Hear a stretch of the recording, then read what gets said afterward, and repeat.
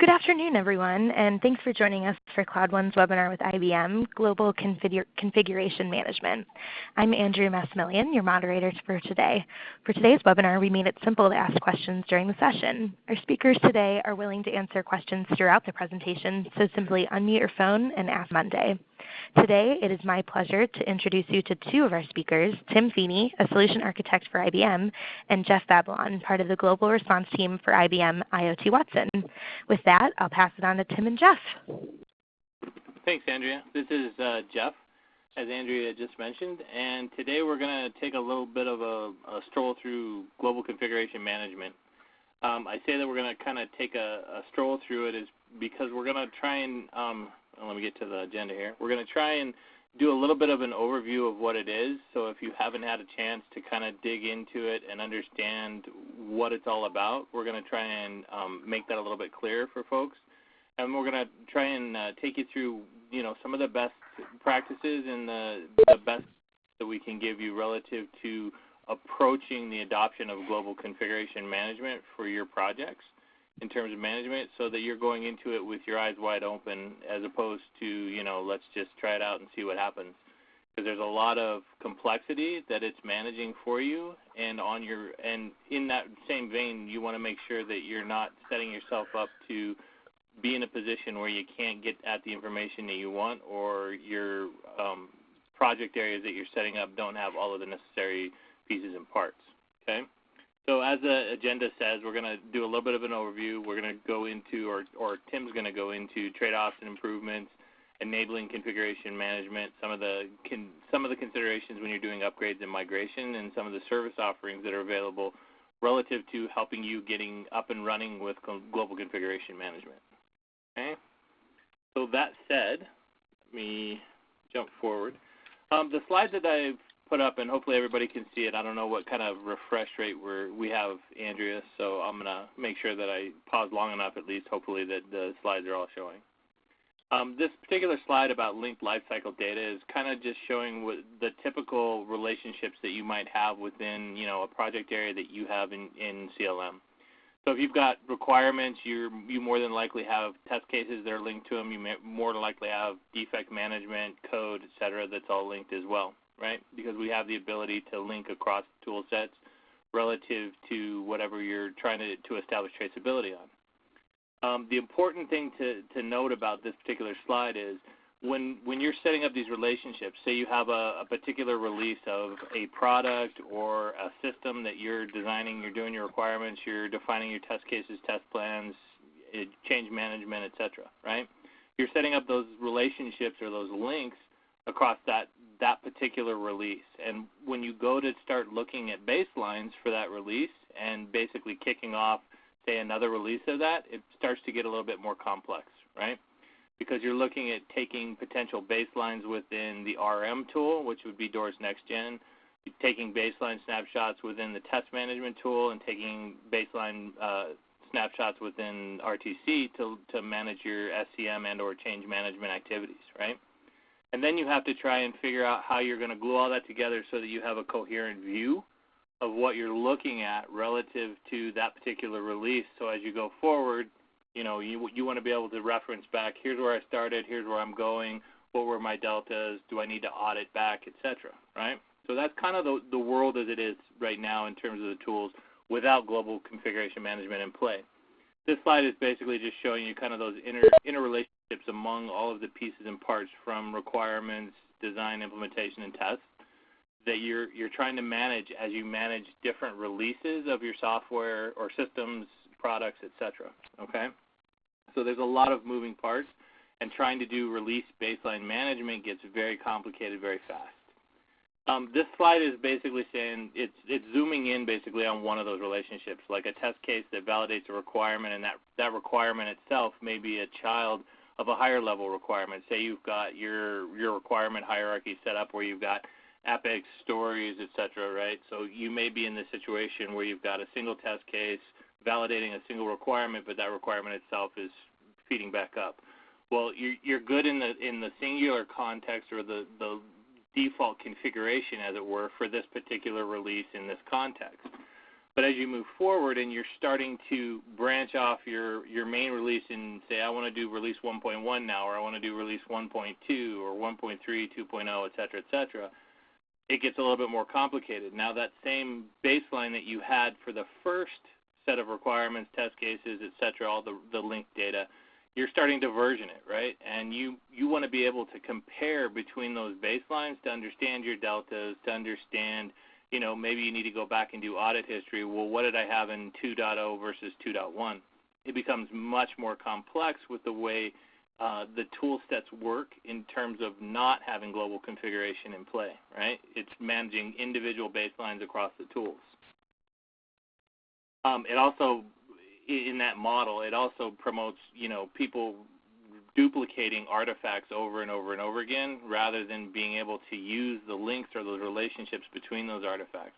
So a lot of cases what we'll see is that people will just duplicate, test cases and then they'll change them for release 2.1, do the same thing for 2.2, same with requirements, et cetera, and that tends to add up in the number of artifacts that you're starting to manage and, again, adds to the complexity. So this is just basically talking a little bit about streams and baselines. So now we're starting to get into a little bit of what global configuration is trying to bring to the table or bring to bear. Okay, when you first go across to from a version previous to 6.0 or 6.x, and you cross into 6.x, everything you have is considered kind of a default configuration, and it's a stream. The concept of these streams and baselines is, so your release 1.0, we'll take that as an example. A release 1.0 would be a configuration for whatever it is, be it a product, a system, or whatever that you're designing or building, okay? The stream or the streams and baselines that contribute to that release 1.0 are all of the artifacts being requirements, test cases, code, change management, defects, et cetera, right? All of those represent streams and or baseline milestones along the path of that release 1.0. With configuration management, you have the ability to define these configurations. So your first configuration would be release.1 or 1.0, sorry. And then you'd have all of your artifacts for requirements. You'd have all of your test artifacts as represented as links within streams supporting that particular configuration, okay? So what I'm trying to do is bring in the concepts and the terms. So streams are really around all of the artifacts and components that are contributing to a configuration, and a configuration being equal to like that release 1.0 that you would define, okay? This particular slide is just trying to show, in a very dramatic way, kind of the complexity that comes to bear when you try to manage a bunch of versions of artifacts as you branch into release 1, release 1.1, et cetera, it starts to get much more complex. We could easily have put up a graphic here that showed kind of a traceability matrix where it's showing the hierarchy of traceability between, say, release 1 and release 1.1. It becomes really hard to try and find all those deltas, pick out all of the pieces of information that are pertinent to the questions you're trying to answer. Okay, we move forward. So global baselines. So I talked a little bit about the fact that right now, without global if you're not using global configuration, doing baselines is a matter of doing baseline activities within each of the tool sets and then trying to glue that information together.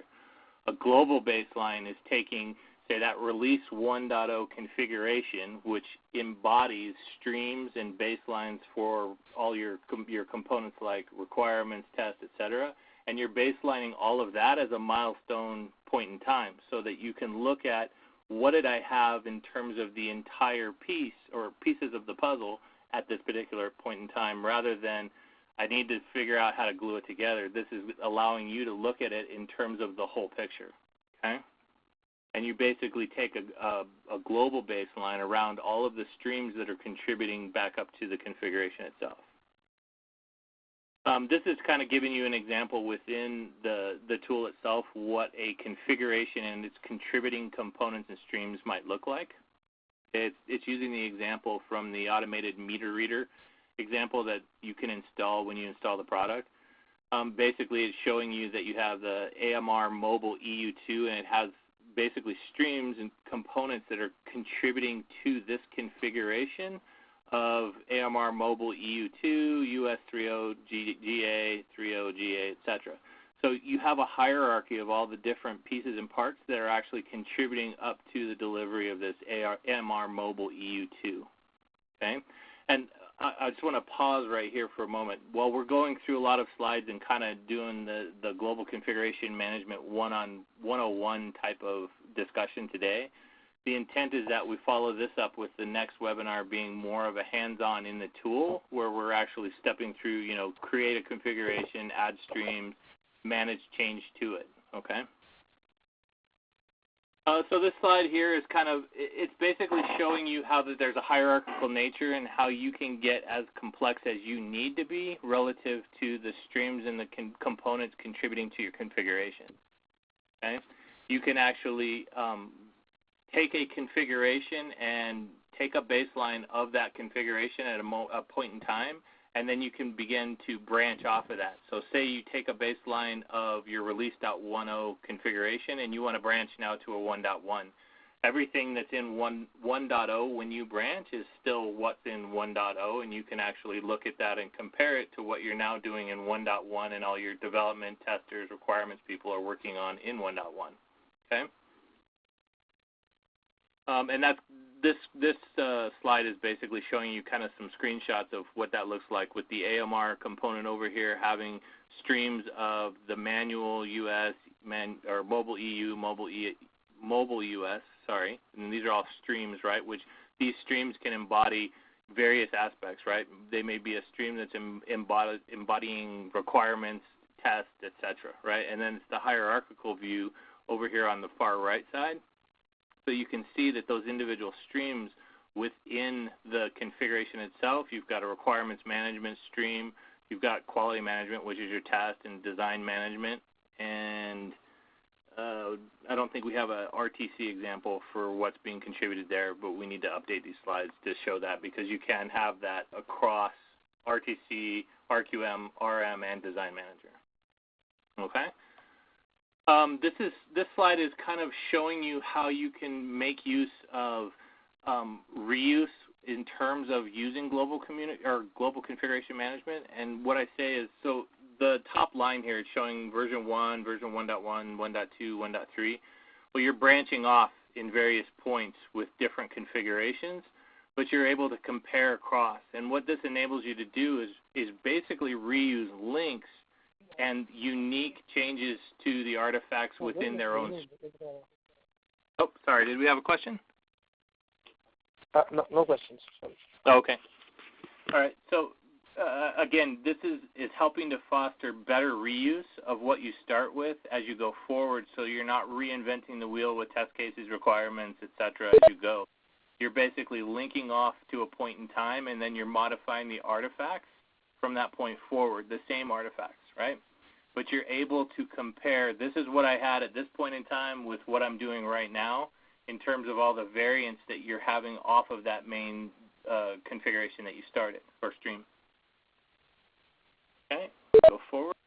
This is just, again, this is showing branches and merges. So if you were at baseline 1 here, if you were to merge into baseline 2, which is basically another version or another configuration that came off of the baseline that you started, and then you have another one of B3 that was another side parallel program or parallel development effort, you could at some point merge them back into the original baseline if that's where you need to go. So you have a lot of flexibility in terms of what you're doing with not only your variants that you're splitting off, but in terms of what you merge back, you have that capability to go back to the original and make that the next baseline, right, in terms of your merging of information.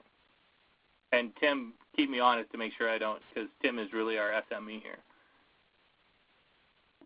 Okay, and this slide right here, it goes into a little bit more depth relative to the complexity around some of the branches and the variants that you can get into as you're going along your development lifecycle, right? And the power that the baseline across those tools brings to bear.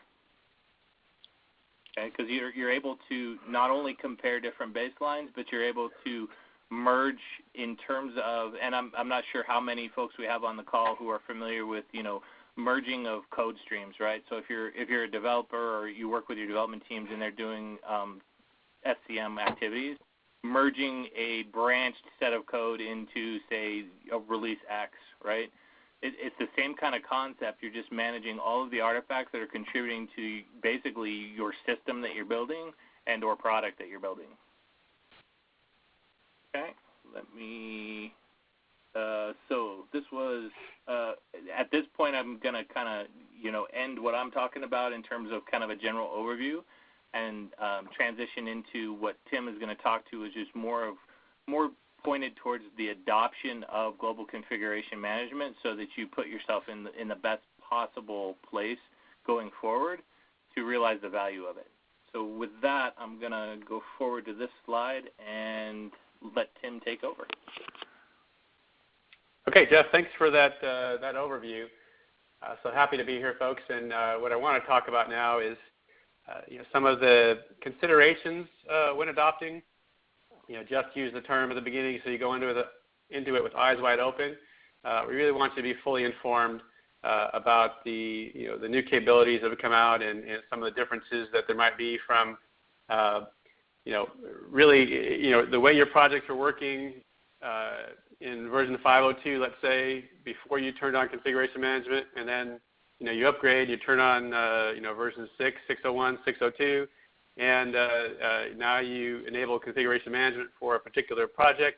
But before you even start beginning to embrace configuration management as a whole, right, but you turn it on, what are some of the differences and some of the capabilities that were there prior to turning it on and now that you have it turned on?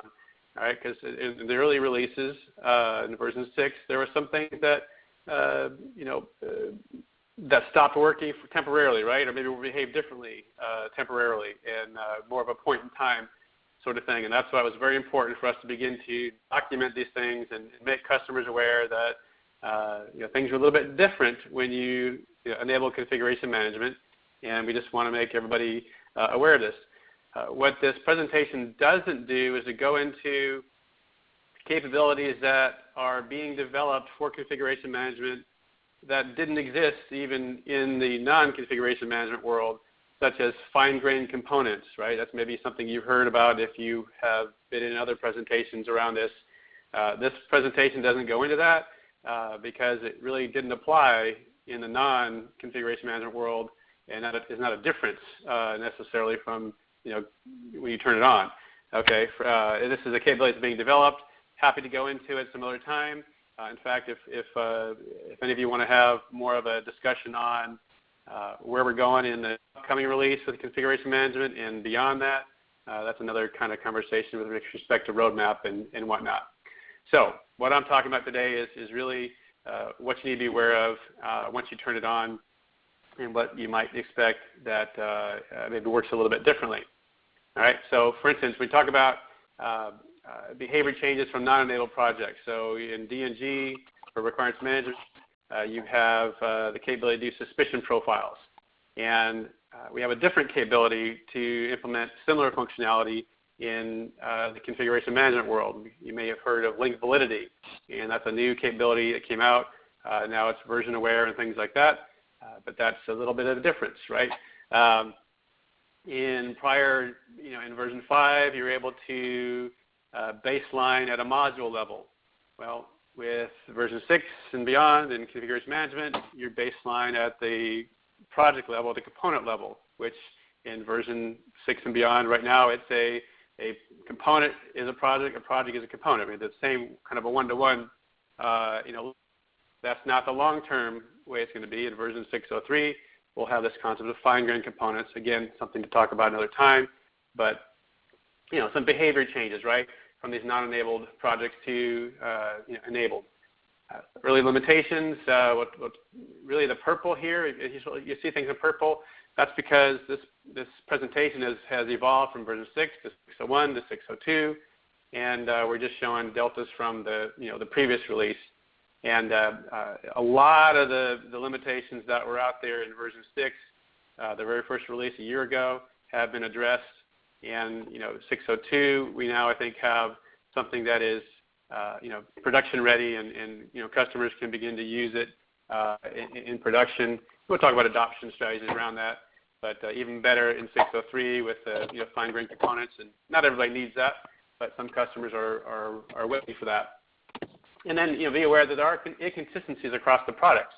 I don't mean UI inconsistencies necessarily. I mean, we have that already as you're, just to be honest here, right? The UI isn't always consistent across the different applications. We'd like it to be different. We're doing things to address that. But what I mean here is that, for instance, D&G has a concept of change sets, much like RTC has a concept of change sets. But RQM, which also implemented configuration management, does not have change sets. That's one difference. When you're delivering your changes in, to go between streams like Jeff was talking about, in D&G, it's more, you can do more of a push model, right? You're delivering to something, whereas in RQM, you'll be doing more of an accept from another target to your current configuration. So just kind of different behaviors just to be aware of, and that's why it's very important to check all these things out in a sort of a sandbox environment, so you kind of have a good understanding of how configuration management works with the different applications that you want to use today. Okay? So you need to be aware of all these factors because, as it says in red in the bottom, once you turn it on, you can't turn it off. You essentially enable the capability at a server level, and that's getting an activation key that you get from that link that's referenced there. But once you get the activation key input, that just says now I can start to use configuration management on a project. But to use it on a project, and really we're talking about RQM and D&G only, I need to go to that project in its advanced properties area and turn on config management or enable configuration management for that project. And we really recommend that you're talking to us about it, right? Bring an IBM or some trusted advisor along with you that understands the current state of configuration management, understands your needs, and can guide you with appropriate usage models, infrastructure requirements. Of course, CloudOne, great partner with all that, and then pilot for production. And we'll talk about that in the adoption strategies coming up. All right, Jeff, please, next slide. All right, talk about some of the primary factors. You really want everything to be at the same rev level, right? So we have N-1 capability, compatibility in the Jazz applications, but really since the config management capability is, we're getting it more capable with every release, really it's more practical and better, you're better served by bringing everything up to the same rev level, okay? Of course, the version 5 applications don't understand this versioning and configurations with respect to D&G and RQM, of course, RTC and Design Manager do. But when you start talking about traceability and trying to see that vision that Jeff talked about earlier, where you have the right version of a requirement related to the right version of the test, you really need to be at the same rev level. Okay, so work with mixed versions is really not practical beyond a short period of time. Now, the linking between RM and QM projects, and that's really what I'm focused on here, is you really want to enable, if you have a project you want to start, say D&G project, you want to start using config management on, and it's linked to a QM project, you really don't want to enable the D&G project until you can also enable the QM project. The reason why that is linking is version aware, right? And if you don't enable both sides, then in one way or the other, links between them will be frozen. You can't create new links, and the resolution of those links may not resolve properly. In other words, what you're more likely to do is to go to what we call a default configuration as opposed to the correct version you want to. So essentially, you want to look at the entire closure, if you will, of your projects, right? And for a given, and make sure they're all enabled pretty much together. Okay. It doesn't mean every project in all in D&G needs to be enabled, but just the ones that are going to be linked together in D&G and RQM. Okay. Now, another significant change is that when it comes to reporting, Prior to configuration management being turned on, if all your data was essentially going in the data warehouse. Okay? The data warehouse isn't configuration aware. So we have a new application that you may have heard of, the Lifecycle query engine. Okay? That becomes your data source.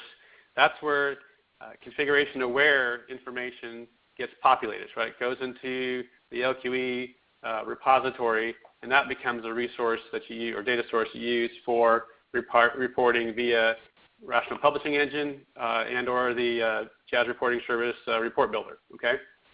So once you enable a project, it stops feeding the data warehouse, and now we begin to use LQE instead. The data warehouse data for that project is archived, so you won't be able to report against it from the data warehouse any longer. The exception would be RTC, which you really don't enable config management because it's already there. That'll continue to populate the data warehouse as well as there's feeds going into LQE as well. Your existing data warehouse-based reports, some BERT and RDI or the dashboard widgets, those must be recreated or replaced. Okay, we're not going to convert them over to a configuration-aware, report or widget or whatnot.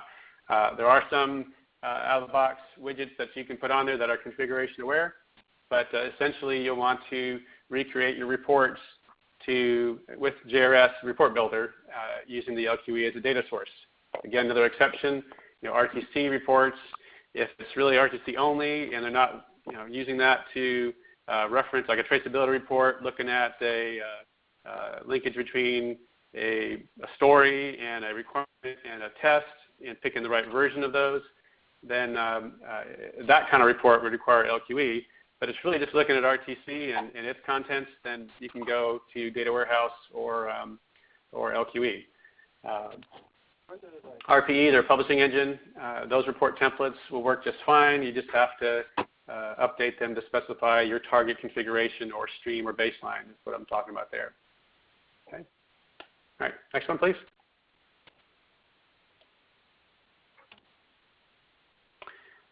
Okay, all purple because we've made some significant updates in 602 for reporting. There were some changes in the D&G world with respect to reporting that if you created again, this is configuration-aware reporting with Report Builder and D&G in this case. If you had the same attribute in two different projects that you were reporting on, then essentially it would show up as two different columns. And essentially in 602, we recognize that, and they're consolidated into a single column, so it's a little more presentable. Okay. We still have work to do there in RQM and RTC, but there's fewer custom attributes to worry about there. Custom link types in D&G, you've always been able to report on the relationships, but it wasn't directional in the prior version, and now it will be directional. Okay. Calculated columns. Something you could do before in data warehouse-based reports, now you can do in LQE. And then there were some data gaps that existed with Report Builder and LQE as a data source that we filled with respect to RTC timesheets and work item approvals, and then some information on global configurations and components. The idea is that we're trying to make reporting with LQE on par, have parity with reporting with data warehouse, right? Except now it's configuration aware. Okay. Data Design Manager, the LQE feeds didn't really honor the access control of the project, and we're doing that now in 602. Next slide, please. All right. So we're kind of what's the state of it today with what is remaining, if you will. So some data some gaps exist, right, for configuration reporting, such as time-based trending reports. That'll be fixed. That'll be addressed. The intention is to address that in 603. Okay, it may not be. It remains to be seen whether that'll be complete. But essentially, our intention is to have trending data for time-based trending data in 603 for configuration-aware reports. We don't report on, as yet, view query results. So in other words, specifying that as your data set if you want to with respect to D&G reports in Report Builder. Quality Manager, the lab management resources, that's a data gap. You can't report. It's not input into the LQE data source. You can't report on that. RTC build information is not there. And then there's some data that's not, it doesn't exist in either data source, right? So D&G reviews, module hierarchy, you can RTC SCM information. You can read the slide there. I believe RTC SCM information, some amount of that's coming out in 603. Okay, so just be aware of that. And then there's some data available that you can get to today if you wrote some custom Sparkle queries. So in other words, for the data report builder, there's that advanced section in a report definition, and there's where you can put some Sparkle queries. And for DM resources, local configurations, link validity data, and QM lab resources, you can write Sparkle for that. I think eventually the idea is to make that exposed to the UI, so you don't have to write custom Sparkle. Okay, but today you can't have that. There is a question. Mm-hmm. What would happen to the existing data if we enable the GCM? So you have a project that is not configuration managed and configuration enabled, and you turn it on, which was formerly populating data warehouse, and now it needs to start feeding the LQE. If that's the question, then the data in the data warehouse for that project is archived, right? It's not like deleted, it's just archived. And I think there's some ways you can work with the reporting guys to bring it back so you can maybe look at it. But essentially it's archived, and you will no longer want to report on that data. You want to start beginning to report on data in LQE. Okay? Because now you have to deal with version or configurations, right, and not non-configuration data that's in data warehouse. Okay. Does that address the question? All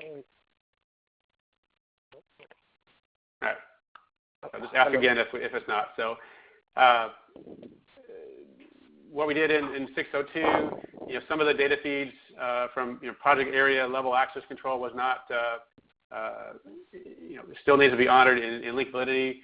Some of the other ones, we've established those. So like RTC data and D&G data and RQM data, that's Feeney data warehouse or the LQE.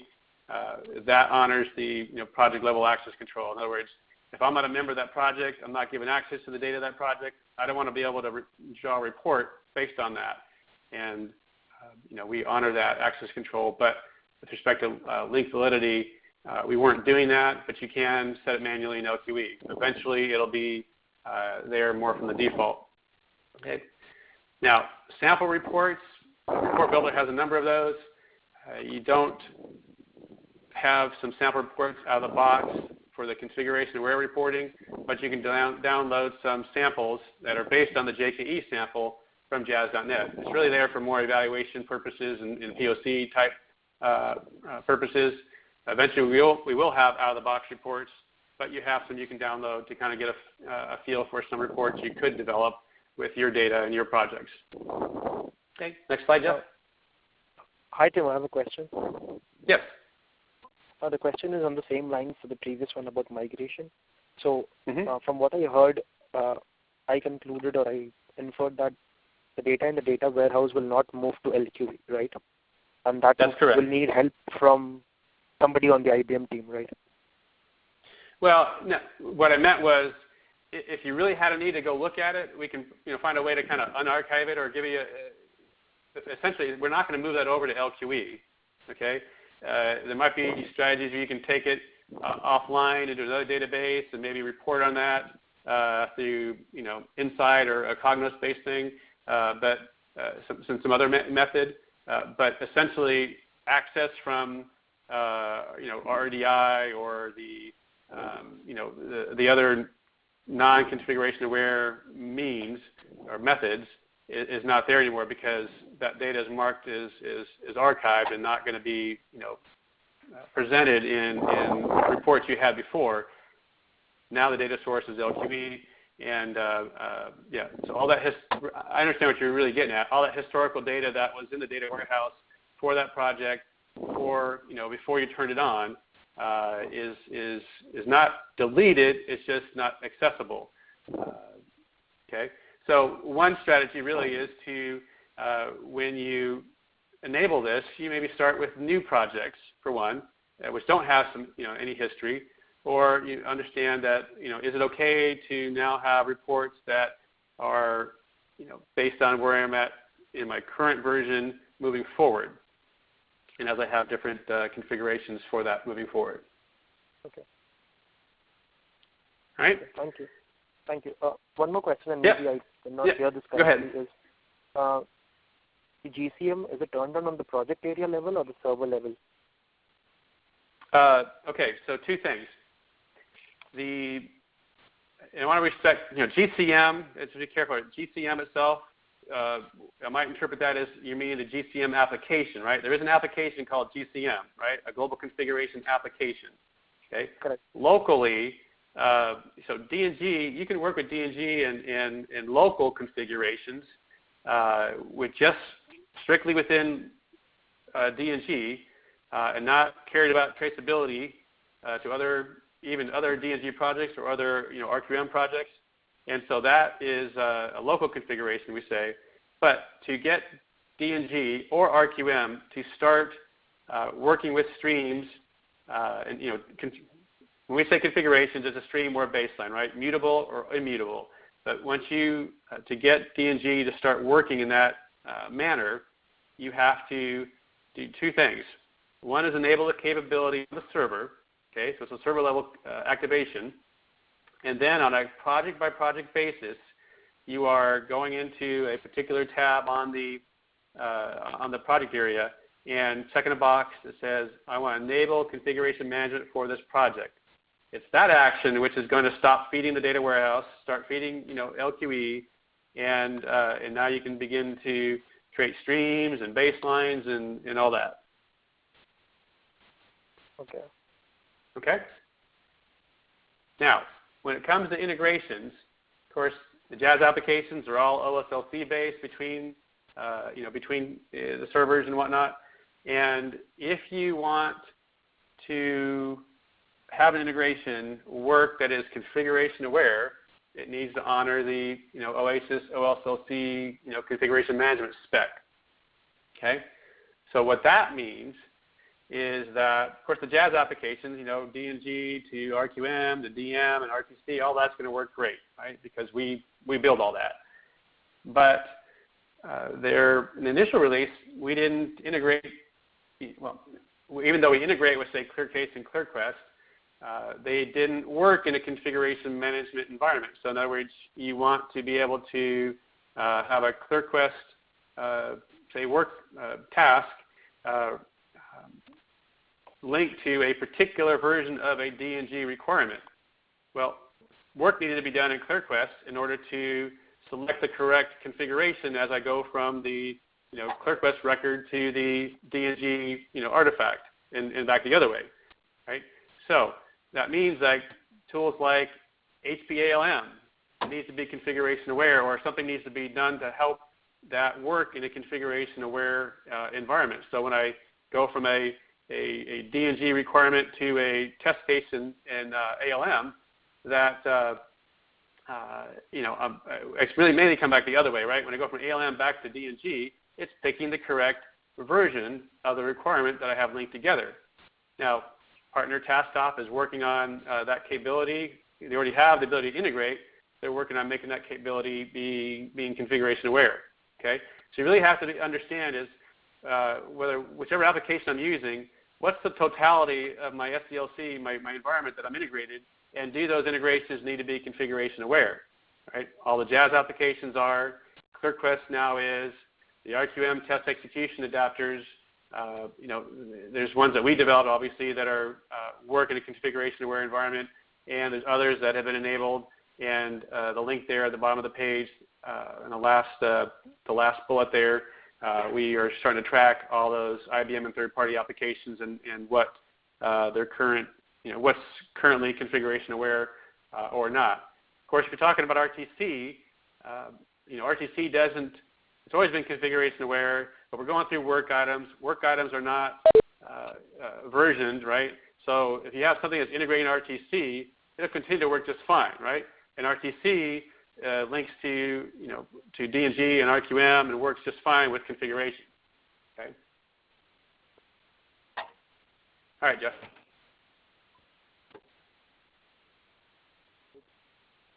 Next slide, please. Did it change? I moved it. Okay, here we go. All right, so linking improvements, right? There was some in D&G.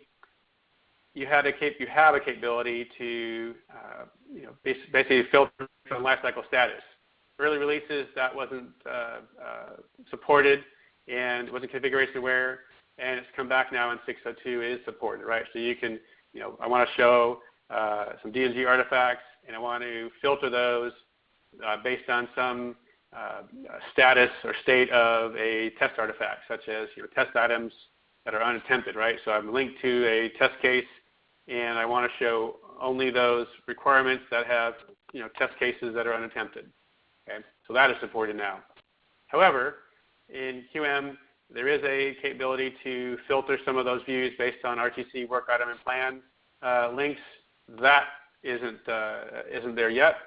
And then, if you're familiar with D&G suspicion profiles in a non-configuration managed environment, you could specify different profiles to look at different attributes and things, and a lot of granularity there. In linked validity, which is really the replacement for suspicion profiles in a configuration managed environment, it's really just almost the totality of the requirement is what's used to assess if a change has happened or not. There is no capability to specify different validity profiles. That's something we're considering. Certainly would appreciate input on that to see what a given client environment would what the requirements would be. We do have a question. Yes.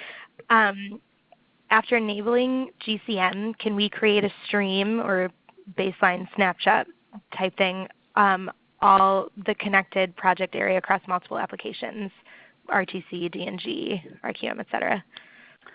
Yeah, again, so good question. So, and we haven't really, so Jeff had some slides that kind of talked about the global configuration application and the ability to create global configurations, which will really take contributors from D&G application and the RQM application and all the other ones, right?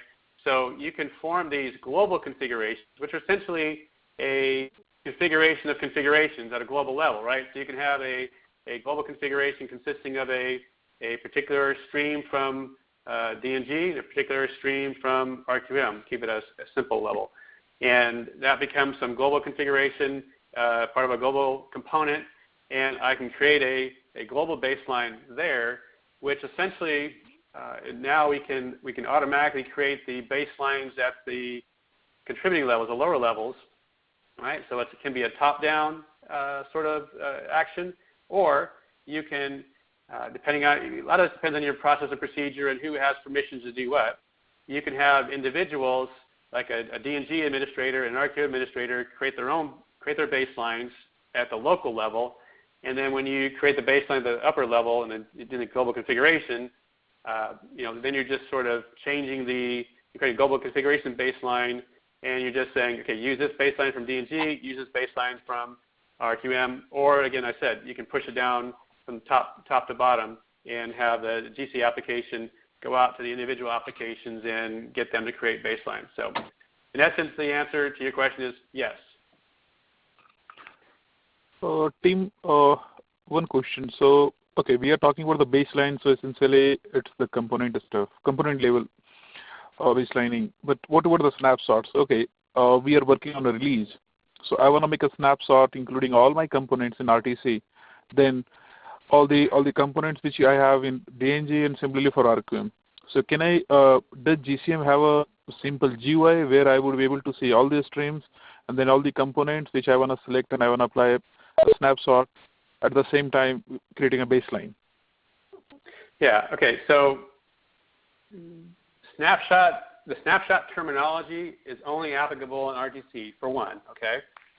So your contributor from the CCM application to a global configuration could be a RTC snapshot, or it could be an RTC stream, for one, okay? Now, the global configuration application, if you have a global configuration taking in inputs from all the different applications, if you say, create a baseline, right, it will, right? It'll create a global configuration baseline and create baselines at the individual levels with one caveat. We don't automatically go out to RTC and create a snapshot, okay? So what will happen is you'll say, if you have a RTC stream, let's say at the part of your global configuration, you'll get a kind of a warning that says, okay, we can't do this to the CCM application. What you need to do is stage the baseline, which is really kind of interim step. It'll automatically create the baselines for the other applications, and now you just need to go manually in and change out the CCM contribution to that global configuration and change it from a stream to a snapshot that you took on your own in RTC. Okay. Does that answer the question? Yeah, I mean, listen, until I do it, I won't be able to, confirm whether it works the way you explained or not. So, but anyway, I mean, yeah, that's what I was asking. Yeah. Okay. Well, and as Jeff said, I mean, I think the expected follow-up to this is to have some, demo, right, where you can actually see it in action and probably ask, ask questions that would be great. And see it in play, right? Yep. Yeah. Okay. All right, but good question, right? Any more questions before we move on? Yes, Tim, there's one more question that I have. Hello? Yeah, go ahead. Yeah, Tim, the question is on the data sources for reporting. So I saw one of the slides that mentioned that we got to use LQE and not LQE with configurations. Can you elaborate? It was on one of the previous slides. It mentioned to use LQE and not LQE and not LQE with configuration. So what's the reason behind it, and when do we use what? Okay. So in general, you're going to use LQE with data sources or with configurations. Okay. In general, that's what's going to happen. There are a couple instances where, like, if you wanted to just report on global configurations, okay, so like what configurations do I have and what components do I have from the GC application, that particular report is built using the LQE data source, not the LQE with configurations data source.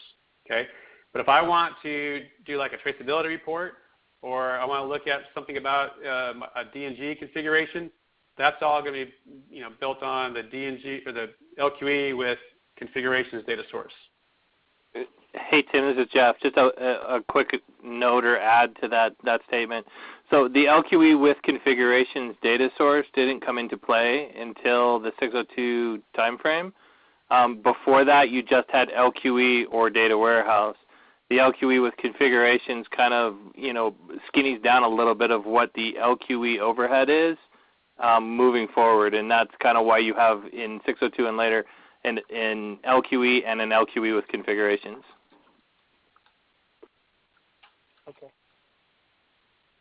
Okay. Anyhow, so if you want to do any configuration-aware reporting, you want to use the configure LQE with data sources. Okay. How about the next slide, Jeff?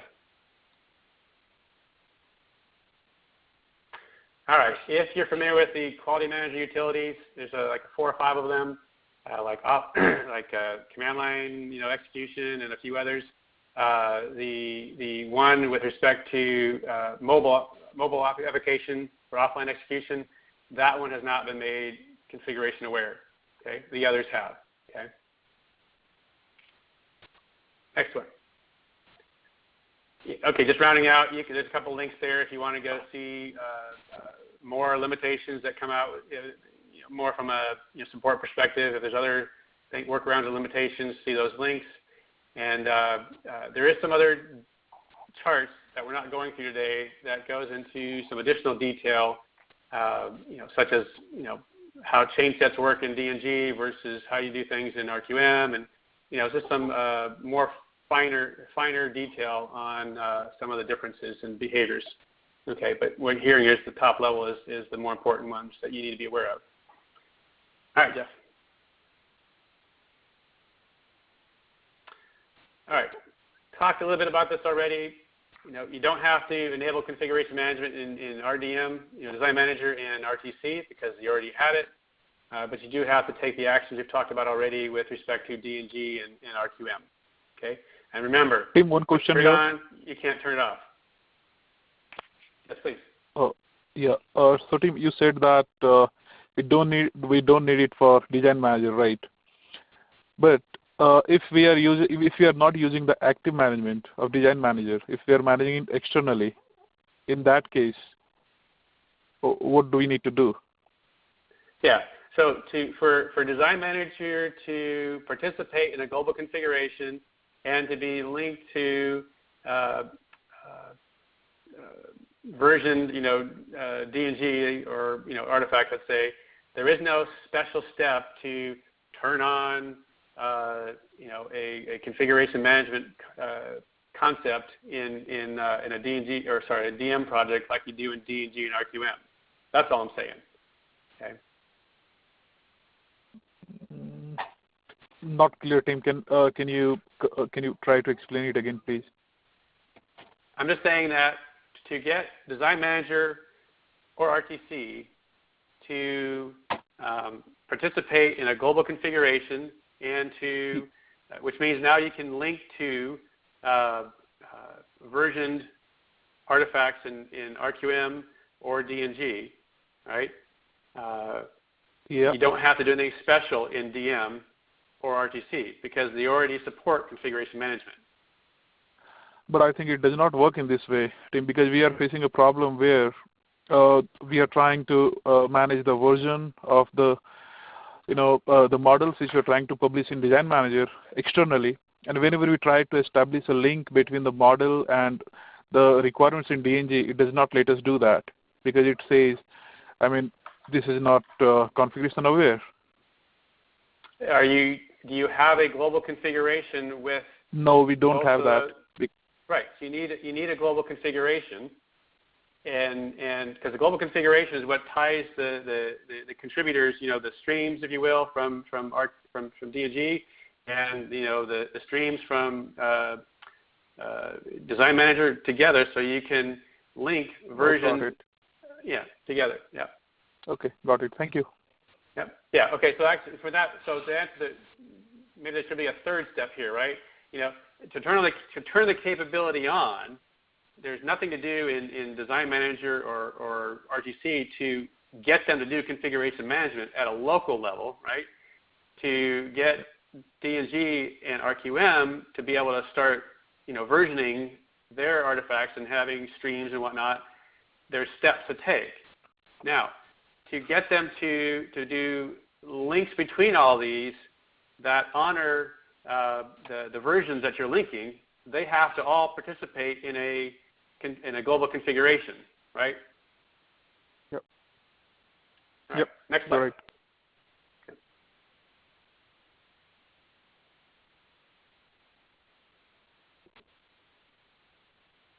All right. So we talked about the reporting switching.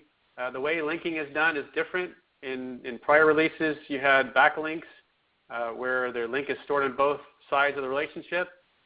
When you are working with configuration-enabled projects, we have this link index service, and basically it's stored on there's one side of the relationship owns the link, and they will store it, and then we populate this link index, and that's how the other side of the relationship knows that there's a link coming into it, and it needs to render and display it.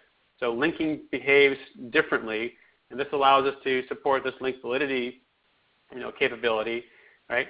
For applications or projects you don't enable configuration management, backlinking still works exactly as it was before. Okay, this is only a reference to projects that you turn on configuration management, and really D&G and RQM. Okay. All right. If you're coming in from an external resource such as HPLM, it's going to resolve to the default configuration. Yeah, let's talk about upgrade migration. All right, so when you're working with configuration management and you want to, we just talked about, right, DM to D&G. Now you need to think about this GCM application. That needs to be there. You need to have global configurations defined and take any contributions from the different applications you want to have linked together, right?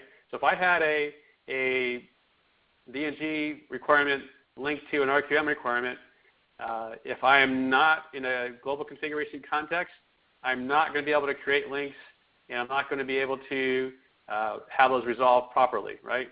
So I need to be in a global configuration context and use a GCM application in order to create those configurations, okay? LQE, that becomes a data source, that becomes an application you need to have installed, okay, in the link index service. So there are essentially three new applications that need to get installed, and typically we'll put the GCM and link index on the JTS server, potentially needing to increase its requirements or its resources. And LQE is typically put on its own server because it's really the data warehouse database and the DCC or data collection component in one, right? So it's a pretty intensive computing resource, at least today. Eventually, we hope to reduce its resource requirements. And of course, the CloudOne guys are aware of all this, and they're going to be managing the environment to make sure that they're properly resourced and all that, okay? But in your journey to moving to configuration management, you need to consider what the changes are to your production infrastructure requirements. Of course, if you're doing an evaluation, you could perhaps go with less because you're not going to be as many users on that. But just be aware that there are some topology changes. Okay. Moving to version 6, there is an upgrade that goes on, and there's an upgrade in a change in schema regardless of whether you're going to turn on configuration management or not, because essentially we need to kind of get the underpinnings of the database there so that when someone does decide to turn on configuration management for a project, we're ready to do so. Okay, so there is some migration that takes place offline generally. It may take some time depending on your repository size and shape. Folks like Jeff and the support guys can kind of help you evaluate that. But essentially there is some migration you need to be aware of, regardless of if you're turning it on or not, when you move from 5 to 6 especially, right? The goal was to make sure that if you're not going to turn configuration management on, that the performance at that level is still the same as it was in versions before, okay? Special cases there, moving from 6 to 602 or 601 to 602. You can read that. And then we talked about other repository updates that happen, with the link index and the data sources and all that. But we're getting close to out of time, so let's go on to the next slide. Hello, Tim. Yeah, go ahead. No question. Oh, sorry. Okay, I think we just got a couple more slides here. Andrea, I don't know if it's okay to go over a little bit, but I think we just got a few more to go through here. This last couple of slides, really the main message I want to convey to you here is, this capability's been out there for a year, but it's a significant capability, a significant change to how you work. We want you to think very carefully about how your organization is going to work in a configuration managed environment, right?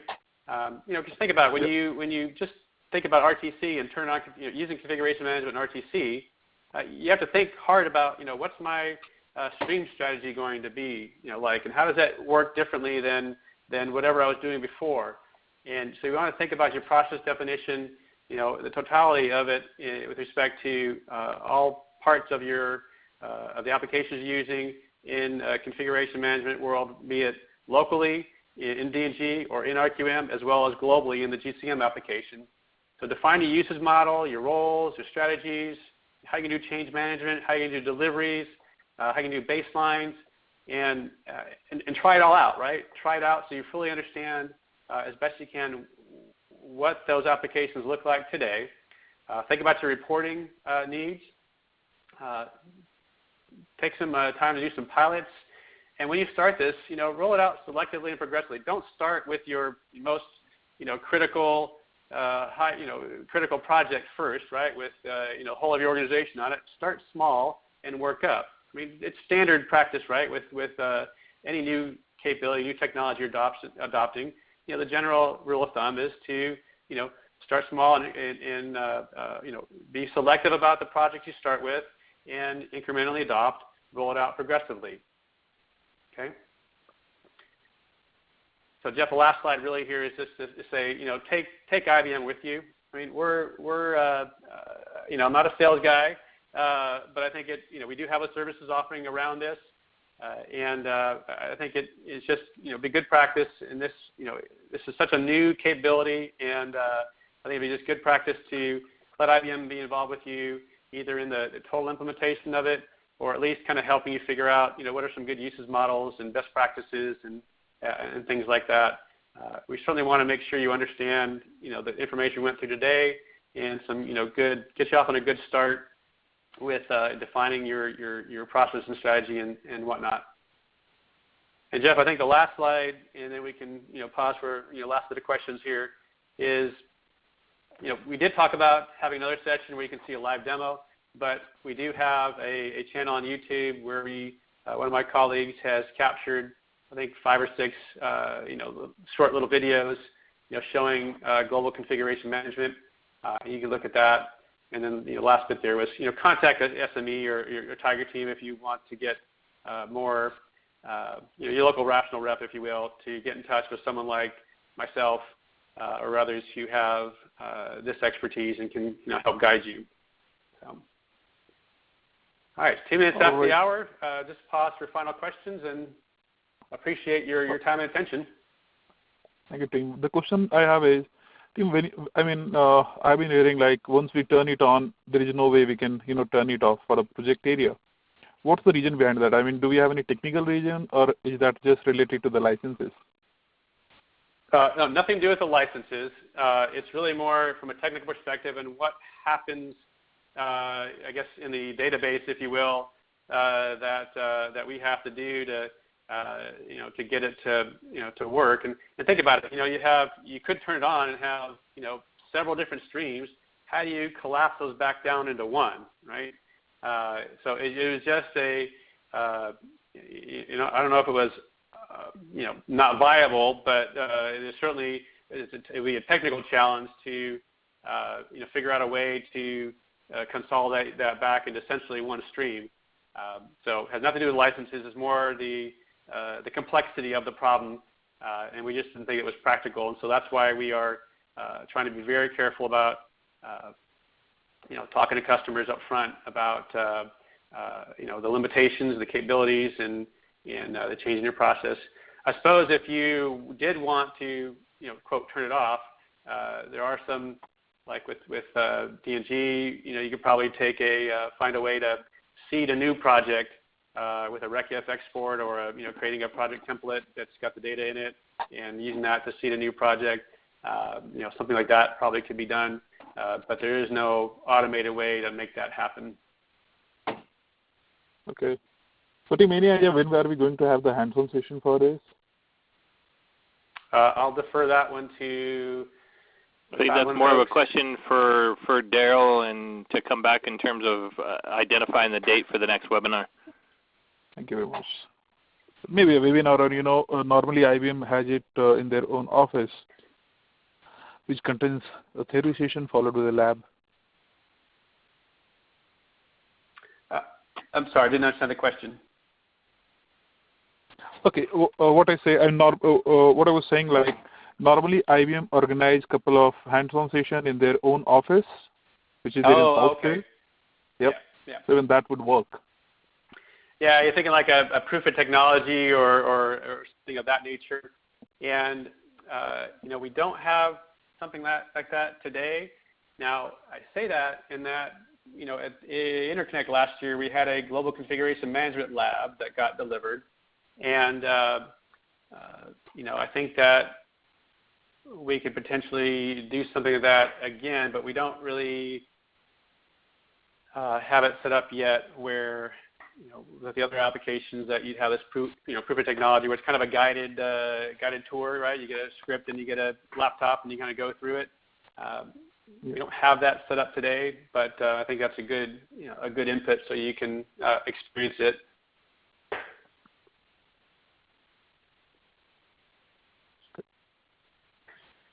Thanks, Tim.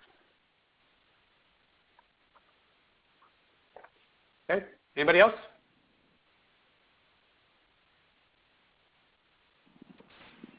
Okay, great. Well, thanks, Tim and Jeff. So as we wrap up, if you enjoyed today's webinar and have any topics you'd like to see us touch in the future, be sure to reach out. Remember, you'll be receiving an email on Monday with a link to today's recorded webinar. On behalf of CloudOne, I'd like to thank you for joining us today and have a great weekend. Thank you, everyone. Thanks. Bye.